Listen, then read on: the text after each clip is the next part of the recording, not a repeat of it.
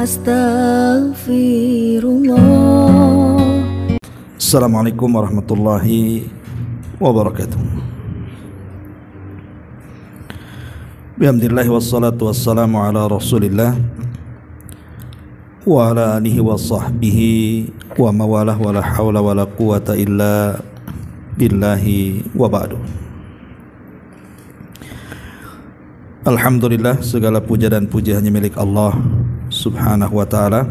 Salawat dan juga salam kita hadiahkan kepada Rasul kita Nabi besar Muhammad sallallahu alaihi wasallam. Kita masuk pada halaman ke-110 pada bab ke-29 tentang hak seorang muslim terhadap muslim yang lainnya. Kita baca dulu hadisnya, baru kita jelaskan. An Abi Hurairah radhiyallahu anhu qala qala Rasulullah sallallahu alaihi wasallam haqqul muslimi 'alal muslimi sittun. Qila wa ma kunna ya Rasulullah?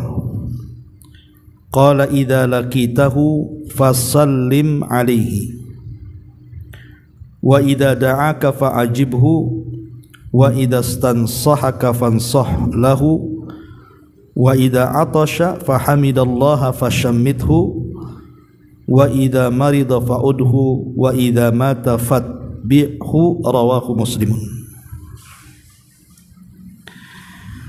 Dari Abu Hurairah radhiyallahu an, beliau berkata, Nabi sallallahu alaihi wasallam bersabda, hak seorang muslim atas muslim yang lainnya itu ada 6 perkara. Yang pertama, apabila engkau berjumpa dengan seorang muslim, maka sampaikan salam kepadanya. Yang kedua, apabila saudaramu mengundang dirimu untuk makan-makan, maka penuhilah undangannya. Yang ketiga, apabila saudaramu meminta nasihat kepadamu, maka nasihati dia. Yang keempat, apabila saudaramu bersin kemudian memuji Allah, jawablah bersin. Apabila saudaramu sakit, maka kunjungilah, dan apabila saudaramu meninggal, maka ikutilah jenazahnya. Ma'asyiral muslimat yang dimuliakan Allah Azza wa Jalla, inilah 6 wasiat Nabi sallallahu alaihi wasallam dalam kalim, ucapan-ucapan singkat namun syarat dan padat makna. Dan 6 wasiat ini sangat indah sekali kalau kita lakukan sesama kita kaum muslimin. Artinya kalau seorang muslim saja punya hak, maka selainnya lebih utama. Baik, kita akan kupas satu persatu di antara 6 wasiat Nabi sallallahu alaihi wa ala alihi wasallam ini. Pertama, wasiat Nabi sallallahu alaihi wasallam, idza laqitahu fasallim alaihi. Apabila engkau berjumpa dengan seorang muslim, ucapkan salam. Dan salam itu adalah penghormatan Nabi Allah Adam dan seluruh keturunannya. Dan itulah penghormatan pertama yang diucapkan Adam di hadapan para malaikat. Lebih daripada itu, bahwa salam sendiri adalah asbab dari sebab-sebab seseorang akan dimasukkan ke dalam surga. Saat Nabi SAW pertama kali hijrah, kemudian berceramah pertama kali di Kuba, maka ceramah pertama Nabi SAW ketika singgah di Madinah adalah, ayyuhan nas afsus salam bainakum, sebarkan salam di antara kalian. Wa'at'imut ta'am, beri makan orang-orang yang berhajat dengan makanan. wasilul arham, kemudian sambung silaturahim, wasallu bil laili wan nasu niyam, dan salatlah di malam hari ketika manusia sedang terlelap tidur. Kata Nabi SAW, tadkhulul jannata bis salam, maka kalian akan masuk surga dengan selamat. Dari sini kita tahu di antara sekian sebab orang masuk surga adalah dengan cara mengucapkan salam. Artinya salam ini ucapan ringan, Bu. Tidak ada ruginya kok kita mengucapkan salam kepada orang yang sedang berjalan, yang sedang duduk, kepada saudara kita sesama muslim, baik yang kita kenal ataupun yang tidak kita kenal. Hanya mengucapkan assalamualaikum kan tidak ada ruginya. Apalagi Nabi SAW sampai bersumpah, walladzi nafsi biyadi la tadkhulul jannata hatta tu'minu wa la tu'minu hatta tahabbu afala adullukum ala syai'in idza fa'altumuhu tahabbtum bainakum. Kata Nabi, absyu as-salama bainakum. Demi zat yang jiwaku berada di tangannya, kata Rasul, kalian tidak mungkin masuk surga sampai kalian beriman, dan kalian tidak akan beriman sampai kalian saling menyayang. Maukah kutunjukkan kepada kalian sesuatu yang kalau kalian lakukan pasti kalian akan tertanam saling sayang dengan sesama kalian? Kemudian Rasul mengatakan, sebarkan salam di antara kalian. Subhanallah. Jadi salam itu salah satu bentuk keindahan Islam karena akan memupuk perasaan cinta dan sayang sesama kaum muslimin.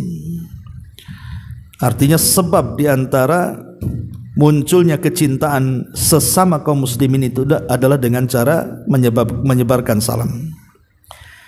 Apalagi dalam salam ini banyak pahala, Bu. Jangan salah. Kata Nabi SAW dalam hadis Imran ibn Husain, jadi ada seorang laki-laki datang kepada Nabi SAW, kemudian mengucapkan assalamualaikum. Maka Nabi SAW kemudian menjawab dan mengatakan ishrun. Orang itu setelah menjawab salam waalaikumsalam, maka Rasul mengatakan orang yang mengucapkan salam itu akan mendapatkan akan mendapatkan asyrun minal ajri, 10 dari pahala. Thumma jaa akhar, kemudian datang lagi orang lain, kemudian mengucapkan salam assalamualaikum warahmatullah, ada tambahan warahmatullah. Maka Rasul menjawab, kemudian Rasul mengatakan isyruna ajran, yang ini dapat 20 pahala. Kemudian datang lagi orang yang ketiga, lengkap pula dia, assalamualaikum warahmatullahi wabarakatuh. Maka Rasul menjawab, kemudian Rasul mengatakan thalathuna ay minal hasanat, dia mendapatkan 30 pahala. Jadi kalau hanya mengucapkan assalamualaikum dapat 10 pahala. Kalau ditambah assalamualaikum warahmatullah dapat 20 pahala. Tapi kalau lengkap assalamualaikum warahmatullahi wabarakatuh berarti kita mendapatkan 30 pahala. Lihat lipatannya. Hanya mengucapkan satu kalimat salam tapi berlipat-lipat pahalanya. Tentu kalau menjawabnya juga sesuai dengan ucapan salam, Bu. Begini menjawabnya, Bu, ya. Kalau ada orang yang mengucapkan salam assalamualaikum, maka kita jawab waalaikumsalam warahmatullah. Titik sampai di sini. Tapi kalau yang mengucapkan salam agak panjang dia, assalamualaikum warahmatullah, maka kita lengkapi waalaikumsalam warahmatullah wabarakatuh. Kalau seandainya dia lengkap assalamualaikum warahmatullahi wabarakatuh, maka kita pun lengkapi waalaikumsalam warahmatullahi wabarakatuh dan tidak perlu menambah dengan lafaz yang lain. Begitu cara menjawabnya. Dari sini kita tahu bahwa salam ini akan mendapatkan segudang pahala. Lebih daripada itu juga rumah kita akan diberkahi. Kalau kita masuk rumah mengucapkan salam, Bu, rumah kita ini akan penuh berkah, penuh kebaikan. Dan itu pesan Rasul kepada Anas ibn Malik radhiyallahu anhu mengatakan, ya bunai, idza dakhalta ala ahlika fasallim alaihin. Wahai anakku, maksudnya Anas bin Malik, kalau engkau masuk ke rumahmu, sampaikan salam untuk keluargamu. Yakun barakatan alaika wa ala ahli baitika. Itu akan menjadi berkah khusus bagimu dan untuk keluargamu.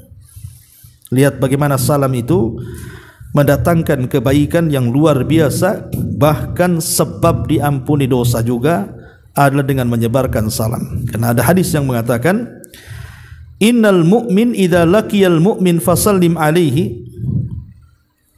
Seorang muslim apabila berjumpa dengan muslim, fasallama alaihi, kemudian dia mengucapkan salam kepadanya, wa akhadha biyadihi, kemudian diambil tangannya, fasafahatun tanatharat khatayahuma kama yatanatharun waraqus syajar. Kata Nabi SAW, maka ketika kita bersalaman setelah mengucapkan salam, maka kesalahan kita akan gugur seperti dedaunan yang rontok dari batangnya. Lihat bagaimana keajaiban salam luar biasa. Karena salam sendiri adalah pembuka hati, Bu. Salam itu membukakan hati. Makanya orang kalau tidak suka dengan kita, kemudian kita terus mengucapkan salam kepada dia, lama-lama terbuka hatinya, Bu. Pasti terbuka hatinya, dan lama-lama juga akan hilang kedengkiannya. Karena salam itu bisa menanamkan kecintaan sebagaimana yang sudah saya jelaskan di awal tadi. Ini yang pertama, Bu. Ini wasiat yang pertama dari Nabi SAW, singkat-singkat saja. Kemudian yang kedua, kata Nabi SAW, wa idza da'aka fa'ajibhu. Apabila saudaramu mengundang kamu, entah makan-makan, entah kemudian minum-minum di rumahnya, baik berupa walimah ataupun akikah, atau hanya sekedar ingin undang kita makan di rumah dia, maka Nabi SAW mengatakan fa'ajibhu, maka wajib kita mendatangi undangannya. Kecuali memang kita ada uzur, lain ceritanya. Kalau kita ada uzur seperti kita sakit atau di rumah kita juga ada acara yang sama, pokoknya kalau ada uzur syar'i, maka tidak mengapa seseorang itu tidak datang kepada undangan. Tapi begini masalahnya, kenapa kemudian kita ini diwajibkan datang kepada undangan tetangga kita, saudara kita, sesama muslim apabila mengundang kita untuk makan dan minum? Karena dengan kedatangan kita kepada mereka itu berarti kita melakukan satu ibadah agung yang disebut dengan jabrul khawatir namanya. Jabrul khawatir itu artinya kita menyenangkan hati saudara kita. Sebab kalau kita tidak datang, habis masak banyak-banyak gitu kan, tak datang pula, kecewalah dia. Makanya Nabi SAW sampai mengatakan ketika ditanya soal seafdol-afdolnya amal, maka Rasul mengatakan, sururun tudkhiluhu ala qalbil muslim, kebahagiaan yang kau tanamkan kepada hati seorang muslim. Jadi dengan datangnya kita dia senang. Terlebih yang mengundang kita ini orang baik, terlebih yang mengundang kita ini memang orang dermawan, orang yang dikenal dengan ketakwaannya, orangnya memang sumiyah, baiklah orangnya, maka lebih baik datang. Memang ada hadis, tapi hadis ini dilemahkan para ulama, bahwa ta'amul abriya dawaun wa ta'amul bukhala daun. Makanan yang disajikan oleh orang-orang dermawan, orang-orang baik, orang-orang takwa, itu biasanya jadi obat, Bu. Tapi makanan orang bakhil, itu jadi penyakit tuh, Bu. Ibu kalau ditraktir orang bakhil tuh pulang mencret tuh. Jadi jangan mau traktir orang bakhil. Traktir itu sama orang-orang yang memang dermawan, orangnya takwa, karena biasanya dia akan memberi makanan kepada kita itu dengan keikhlasan dia. Senang dia melihat kita makan makanannya itu. Tapi orang bakhil itu kan dikeker terus, Bu, kalau ibu makan di rumah dia itu. Ya, berapa piring ibu ambil, berapa lauk ibu makan, berapa centong ibu ambil nasi, pasti itu dihitung tuh orang bakhil tuh. Nanti ibu pergi dikata-katain, congok lah, apalah bahasanya. Nah, itu kan orang bakhil ini kadang-kadang aneh-aneh. Makanya kalau udah orang bakhil jangan datang, jadi penyakit itu. Ya, tapi kalau jelas yang undang orang baik, orang dermawan, orang masuk datang, Bu. Karena itu jabrul khawatir, nama ibadah yang sangat agung, menanamkan kecintaan kepada saudara kita. Lain kalau sekarang ada uzur atau di tempat undangannya ada maksiat, nah, lain ceritanya. Di tempat ada khomernya di situ, ada apa namanya ikhtilatnya, musik-musik dan macam-macam lah yang mengundang maksiat, ya wajar kita nggak mau datang, walaupun itu dalam bentuk akikah ataupun walimah gitu ya. Tapi kalau tidak ada maksiat di dalamnya, kita pun tidak ada uzur untuk datang, maka Rasul mengatakan wa idza da'aka fa'ajibhu. Maka kalau seandainya saudara kita mengundang kita, maka kita wajib datang. Ya. Ma'asyiral muslimat yang dimuliakan Allah Subhanahu wa taala. Bicara soal undangan, jadi ulama membagi soal undangan seorang muslim itu. Pertama, ad-da'watu ila walimatil ursyi. Kalau undangannya dalam bentuk walimah, ada orang nikah kita diundang, maka jumhurul ulama mengatakan wajib datang, kecuali karena ada udzur syar'i. Kalau tidak ada udzur syar'i, tidak datang undangan walimah bisa berdosa, bukan hukumnya wajib. Ya, itu ulama, mayoritas para ulama. Kemudian yang kedua, ad-da'watu li ghairi walimatil ursyi. Sekarang undangannya bukan untuk walimah. Ya, mungkin tetangga ini baru dapat rezeki gajian, kemudian masak-masak, kemudian ngundang kita makan-makan di rumah dia, itu kan bukan walimah, ya. Maka jumhurul ulama ya mengatakan bahwa hukum mendatanginya sunnah. Jadi lihat ya siapa yang ngundang. Kalau walimah urus wajib. Tapi kalau hanya undangan biasa makan-makan saja, diajak ke warung, ditraktir makan, itu hanya sunnah saja. Sunnah saja, ya. Tetapi sekali lagi bahwa yang harus dipahami, jangan sampai dalam undangan itu satu ada kemungkaran di dalamnya. Tidak boleh ada kemaksiatan. Ya. Tapi kalaupun seandainya kita harus datang karena mungkin ya nggak enak atau gimana, maka ingkar kemungkaran di situ. Tidak bisa dengan perbuatan, dengan lisan, tidak bisa dengan lisan, dengan hati. Ya.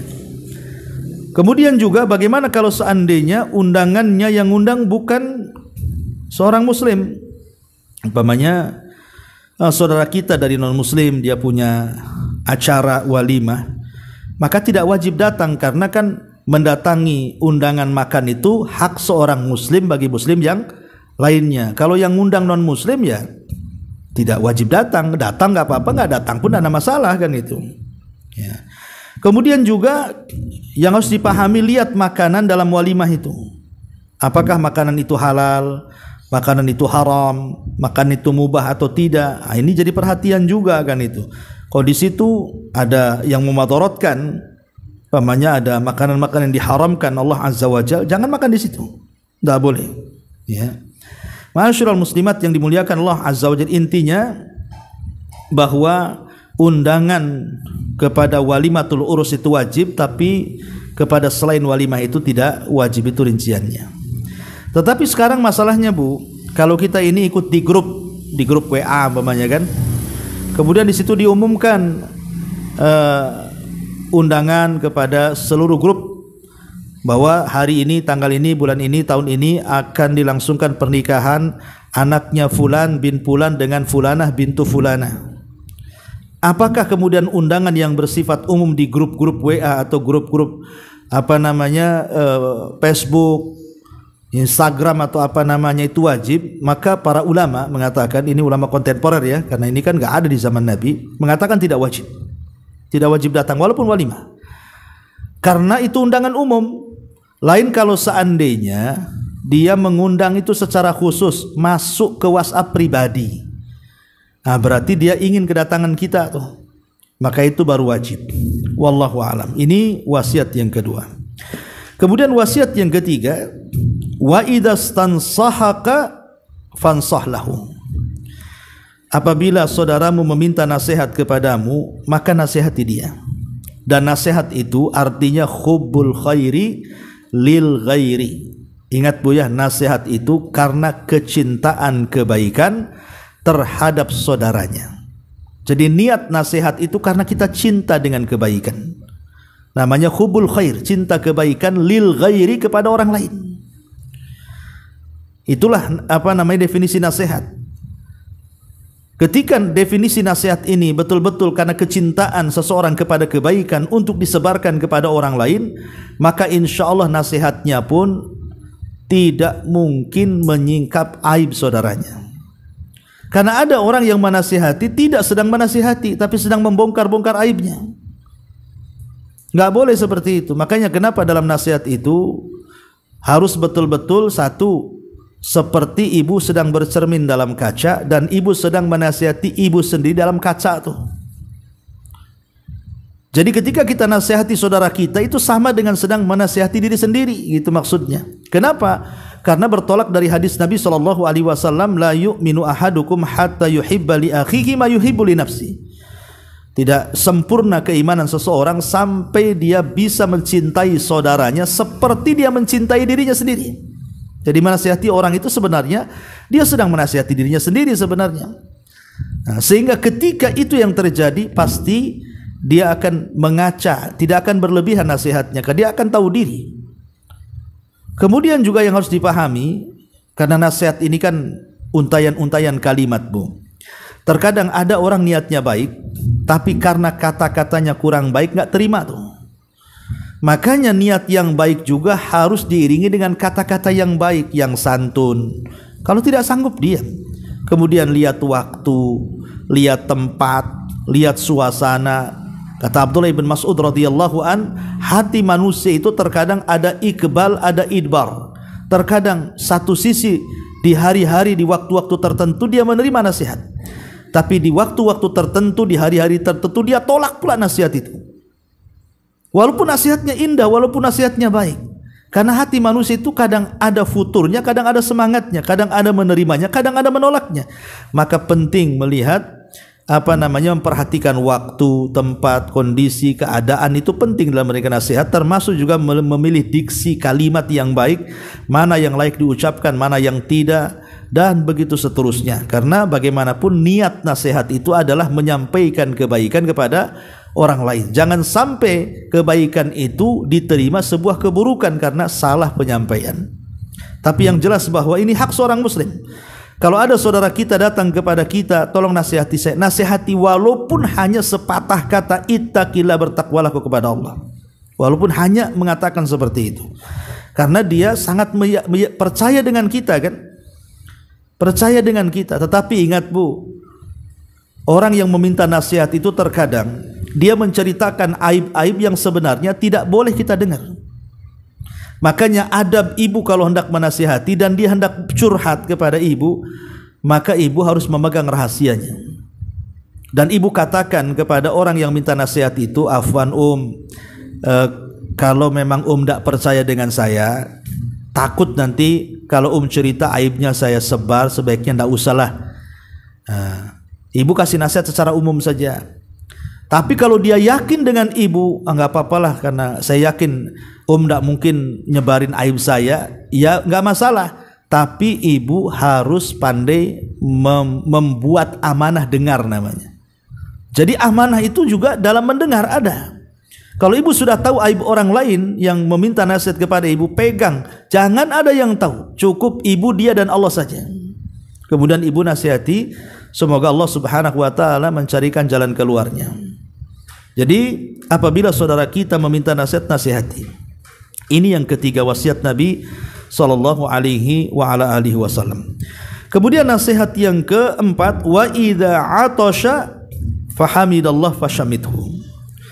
Apabila ada yang bersin di depan kita dan dia pun memuji Allah, maka kita jawab yarhamukallah atau yarhamukillah kalau laki-laki. Ingat catatan kalau dia memuji Allah. Tapi kalau dia bersin diam saja, ya ibu diam juga. Tapi kalau dia bersin, dia mengucapkan alhamdulillah, maka kita katakan yarhamukallah. Lah kalau kita di posisi yang bersin didoakan seperti itu kan beruntung, Bu. Maka kita jawab yahdikumullah. Dahulu di zaman Rasul, banyak orang-orang Yahudi itu pura-pura bersin, Bu, di depan Nabi itu. Pura-pura bersin orang-orang Yahudi di depan Nabi karena ingin mendapatkan doa Nabi yarhamukallah tuh. Tapi Nabi tahu, Nabi tidak mau, walaupun orang Yahudi bersin gitu, pura-pura memuji Allah pun Rasul diam saja. Rasul ganti kalimatnya, bukan yarhamukallah tapi yahdikumullah. Semoga Allah berikan hidayah kepadamu. Ya, karena orang Yahudi itu bukan orang-orang yang mendapatkan rahmat. Ya, mereka layak mendapatkan hidayah. Jadi kalau orang kafir bersin, tiba-tiba dia mengucap alhamdulillah, Bu, maka ibu katakan yahdikumullah. Tapi kalau dia seorang muslim, yarhamukillah atau yarhamukumullah. Maka kita katakan juga yahdikumullah. Tapi ingat Bu, cuman 3 kali saja. Bersin alhamdulillah, ibu katakan yarhamukillah.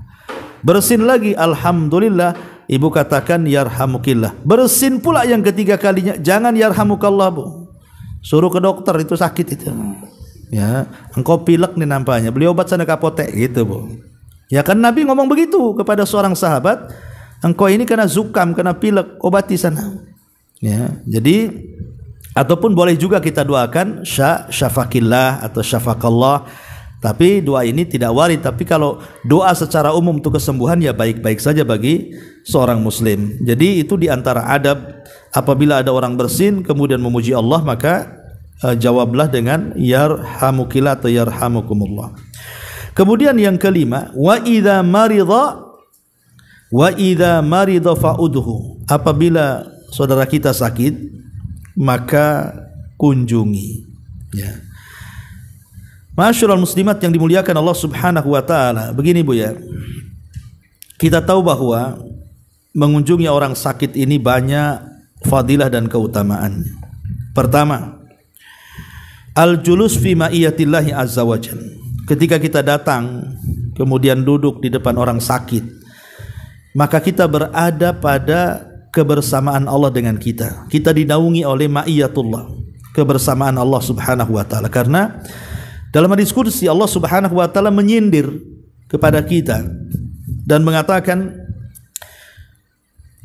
amma alimta anna abdi fulanan maridha. Kata Allah, tidakkah kau tahu bahwa hambaku si fulan sedang sakit? Falam ta'udhu, kenapa kau tidak datang kepadanya?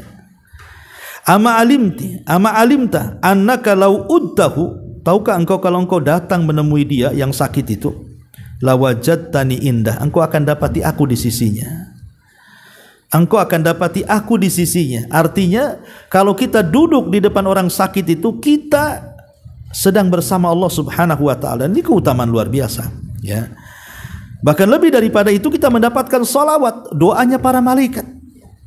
Nabi SAW menceritakan tentang seorang laki-laki, disebutkan ada sebuah hadis Nabi SAW, hadis dari Abi Fakhitah, dia mengatakan, aqada alayya biyadi, qala in talik bina ilal Hasan na'udhuhu fawajadna indahu Aba Musa. Dari Abi Fahita, dia mengatakan telah mengambil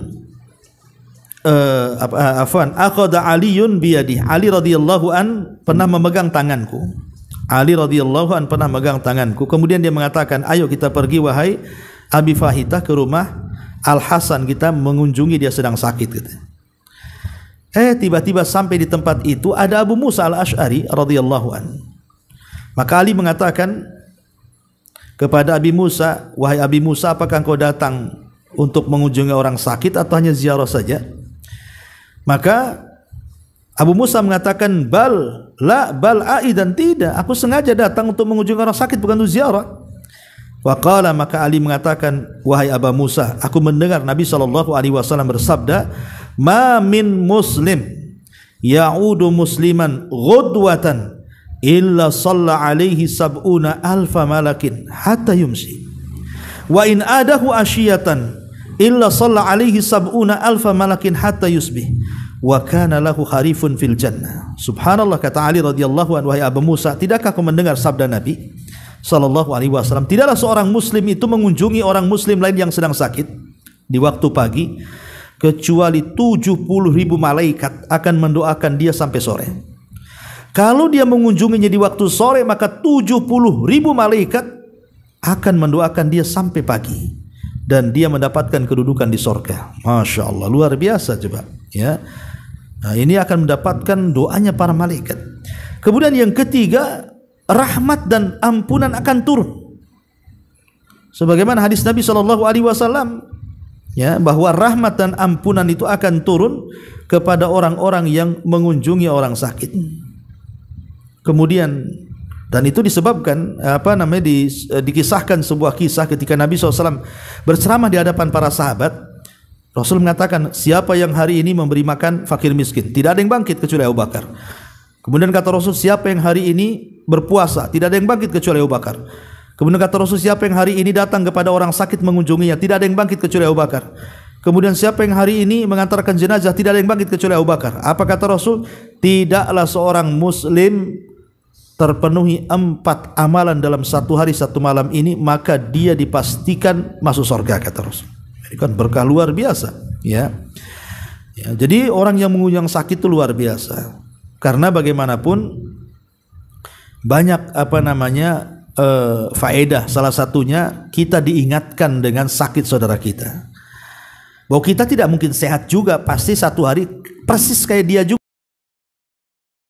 Coba bayangkan, kalau seandainya ada saudara kita sedang sakit, kemudian kita datang kepada dia, otomatis dia akan merasa senang dengan kita. Yang kalau Allah takdirkan kita sakit, pasti dia pun akan datang kepada kita, karena merasa bersyukur, kan Bu? Tapi kalau kita tidak pernah datang ke orang sakit ketika kita sakit, mungkin dia pun ngerasain juga kan, kapok dia, waktu sakit aja saya nggak datang, enak kali dia waktu saya datang ke dia, kan? Ada orang pendendam seperti itu. Padahal sebenarnya kita datang kepada orang sakit itu karena perintah Allah, bukan karena barter. Kalau dia datang saya datang, kan gitu. Tapi ada di masyarakat orang awam itu seperti itu jadinya, kan? Jadi nggak mau datang mengunjungi kita gara-gara kita nggak datang ke tempat dia. Nah ini kan jadi masalah, Bu, kan? Makanya penting kita datang mengunjungi orang sakit, karena begini, Bu, terkadang dalam dunia perobatan itu terkadang ada yang disebut dengan sugesti, Bu, ya. Sugesti itu keyakinan dalam, ya. Terkadang bisa mengobati orang. Sugesti yang kuat itu kan bisa mengobati orang. Seperti mamanya ada orang yang sudah kecanduan, kalau sakit kepala itu harus pakai bodrek. Kalau dikasih panadol tak mempan dia. Kan banyak tuh orang kayak gitu tuh. Walaupun panadol 5, karena biasa bodrek enggak mempan itu, enggak bisa hilang sakit kepalanya. Itu karena ada sugesti di situ. Lah biasanya nih orang sakit tuh, Bu, dia sakitnya enggak seberapa, tapi dia lebih sakit ketika tidak ada yang mengunjungi ke rumah dia. Sakitnya enggak seberapa, tapi ketika tidak dikunjungi makin sakit dia, makin cepat mati jadinya, kan? Jadi itulah kenapa kemudian kita datang ke orang sakit, salah satunya adalah menyebarkan kebaikan, menyenangkan hatinya, bisa sekalian takziah, menyabarkan hidup dia supaya lebih sabar, lebih bisa lagi menghadapi musibah. Katakan kepada dia, ini adalah takdir Allah, kau akan dapat pahala dan macam-macam. Pasti hati dia makin tenang, Bu. Ya, cuman kan masalahnya di masyarakat, termasuk kita lah, gitu kan. Kadang-kadang mengunjungi orang sakit itu sekali di waktu sakit, 2 kali di waktu mati biasanya. Itu ya. Dia datang, ada saudara kita sakit, rame-rame kan itu. Habis itu enggak datang lagi. Datangnya itu ketika ada pengumuman di masjid, innalillahi wa inna baru sibuk. Jadi cuma 2 kali saja, waktu sakit, waktu mati, gitu ya. Harusnya kan tidak demikian. Justru ketika dia sakit itulah kesempatan kita ini. Ya, jadi entah berapa hari sekali terus didatangi, ya, untuk mengejar pahalanya, gitu loh maksudnya. Nah, karena kapan lagi kita ini beribadah dengan pahala segudang ini kecuali ketika ada saudara kita sakit, kan? Nah, itulah kesempatan kita mengejar pahala. Kita datang lo cari pahala ke situ, bukan cari orang sakit. Ya, orang sakit sekalian kita ruqyah, sekalian kita doakan. Ya, walaupun demikian tentu namanya orang sakit itu kan ada waktu istirahat, jangan sembarang waktu, ya, pilih waktu yang munasib, yang baik. Kemudian juga tanya kondisinya, kemudian juga kalau bisa meruqyah ya ruqyah dia, jangan nunggu diminta, gitu ya. Ya, atau kalau kita ahli pengobatan ya langsung ditawarkan pengobatannya, kemudian ingatkan tentang pahala sabar, ingatkan tentang pahala musibah, kemudian jangan lama-lama. Kadang-kadang ada orang yang mau lama, kadang-kadang ada yang tidak mau lama, kan, tergantung sakitnya. Ya, jadi intinya kemudian juga ya ajaklah ingatkan dengan amal-amal soleh, supaya kalau Allah takdirkan dia meninggal pun dia tidak suudzon kepada Allah, tapi berhusnudzon kepada Allah Subhanahu wa taala. Kemudian kalaupun dia sakit, minta doanya, Bu. Doanya orang sakit itu mustajab loh. Ibu setelah mendoakan orang sakit, minta doa dia, karena doa orang sakit itu mustajab berdasarkan firman Allah Subhanahu wa taala, kan, amman yujibul muttarra idza da'ahu wa yaksifus su wa yaj'alakum khulafa al-ardi a'ilahu ma'allah. Siapa lagi yang akan mengijabah doa orang yang kesulitan? Orang sakit itu orang sedang kesulitan, itu mustajab doanya, minta doa kepada mereka, ya. Ini yang kelima dan yang terakhir, wa idza mata fattabi'hu. Apabila saudara kita meninggal dunia maka ikutilah jenazahnya. Dan ingat Bu, tentu mengikuti jenazah ini sunnah bagi laki-laki, tidak disunnahkan bagi wanita. Karena saya udah 2 kali menyaksikan ada orang yang guling-guling di kuburan tuh. Ya, saya 2 kali ngantarin jenazah, nguburkan, ketika sedang memberikan nasihat di kuburan, beberapa kalimat gitu ya, dan mendoakan. Itu ada ibu-ibu yang guling-guling, ada mak-mak itu sampai jerit-jerit di kuburan. Nah, itulah makanya kenapa wanita itu sebaiknya di rumah saja, biar laki-laki yang datang ke kuburan, ya. Dan bagi laki-laki atau bapak-bapak, ibu sampaikan ilmunya, ya, tentang kewajiban seorang laki-laki kalau datang ke kuburan itu. Apa saja kewajibannya seorang laki-laki itu? Pertama, dia harus mensolatkan si mayat. Bilang sama bapaknya, kalau ada orang mati itu solatkanlah bang sana, ya. Kemudian yang kedua, ikuti dari tempat solat ke kuburan, ikuti, ya. Kemudian sampai di kuburan, tunggu sampai dipendam, sampai dikubur, baru kemudian berdoa dengan 2 doa. Pertama, minta supaya dosa-dosanya diampuni. Yang kedua, minta supaya jawabannya mantap ketika ditanya mungkar dan nakir. Kalau proses 3 perkara ini dilakukan, maka bapak itu akan mendapatkan 2 pahala gunung Uhud. Menyolatkan dapat 1 qirat, menguburkan dapat 1 qirat. Kalau digabungkan 2 qirat, 1 qirat itu sebesar gunung Uhud tuh pahalanya. Luar biasa, Bu. Ya, makanya kenapa kemudian mengikuti jenazah ini juga satu perkara yang sangat agung dalam Islam. Karena Nabi SAW mengatakan dalam sebuah hadis, man syahidal janazata hatta yusalla 'alaiha atau yusalli 'alaiha falahu qirat, wa man syahida hatta tudfana falahu qiratan, qila wa mal qiratan, qala mithlal jabalainil azimaini, muttafaqun alaihi. Barang siapa yang hadir menyaksikan jenazah kemudian menyolatkannya, maka dia dapat 1 qirat, dan kalau sampai menguburkannya dapat 2 qirat. Ditanya oleh sahabat Rasul, 2 qirat itu apa?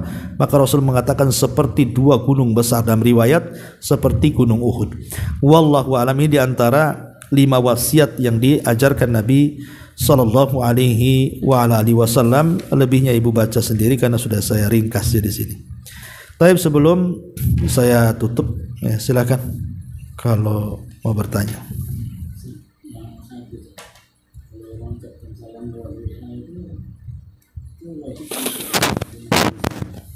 Iya, bagaimana hukumnya mengucapkan salam lewat WA kalau ditujukan kepada kita? Memang dia WA pribadi kepada kita dan hendak berbincang dengan kita, maka kita wajib balas juga dengan WA yang sama, ya. Tapi kalau dalam grup, ya tidak wajib kalau dalam grup, ya, karena kan khitabnya kepada semua orang yang ada di grup itu.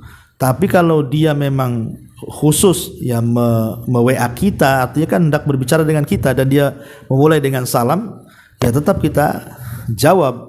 Tergantung tulisannya. Kalau assalamualaikum, ya kita jawab waalaikumsalam warahmatullahi titik gitu. Kalau dia assalamualaikum warahmatullahi wabarakatuh, ya kita lengkapi waalaikumsalam warahmatullahi wabarakatuh. Nah, itu. Jadi tergantung kemana itu nyasarnya SMS itu, ya. Wallahu a'lam. Iya Bu, silakan Bu.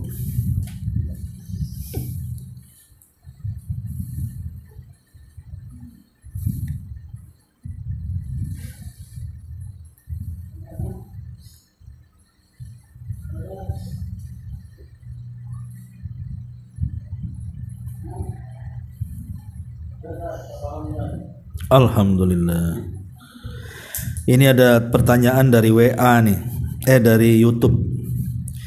Kalau dulu orang pernah mencuri dan sekarang orang yang dicuri dulu nggak tahu orangnya kemana, bagaimana agar terhapus dosa orang yang mencuri? Ya, kalau memang tidak ada orangnya yang kita ambil barangnya, sementara kita sudah bertobat kepada Allah Azza wa Jalla, maka kita sedekahkan dan diniatkan kepada orang yang kita curi barangnya itu.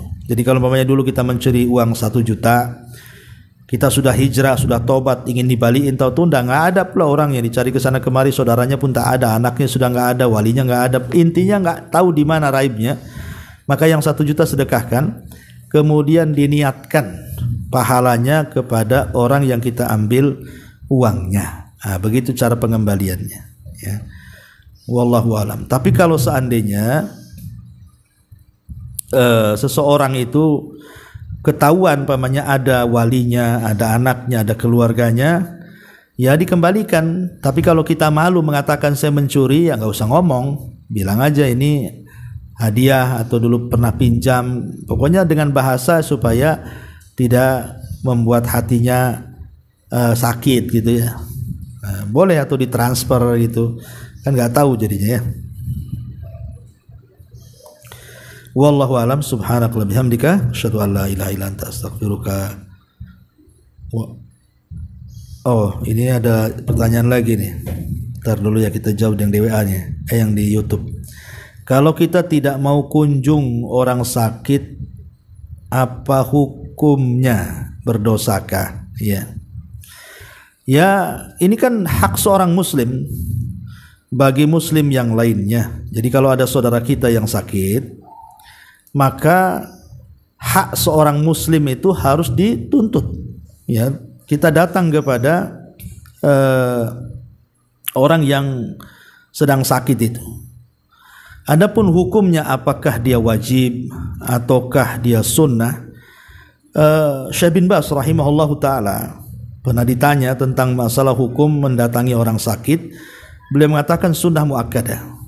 Beliau mengatakan bahwa sebagian ulama gitu ya, yang ma'ruf mengatakan bahwa itu adalah sunnah muakkadah.